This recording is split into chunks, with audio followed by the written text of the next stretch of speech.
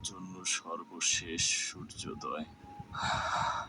সম্ভবত আগামীকালের সূর্যোদয় আর দেখতে পাবো না। আজকে সফরের সরঞ্জাম গুছিয়ে নিতে হবে। কিন্তু কোথায় সেই সফর? তোর পরওয়ারদিগারের রহমতের সান্নিধ্যে। তার মানে এই দুশ্চিন্তার বেড়াজাল ছিন্ন করে তোর অনুগ্রহের কোলে ঠাঁই নেব।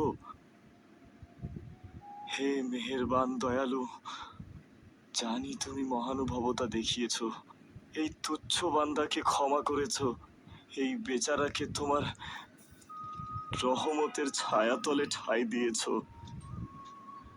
আমি তো আসলে নিজেকে চিনি। এই সকল দয়ার প্রতিদানের লজ্জিত হওয়া ছাড়া আর কি করতে পারি? এখনো ঘুমাওনি পুরাতন? খুব শীঘ্রই ঘুমিয়ে পড়ব।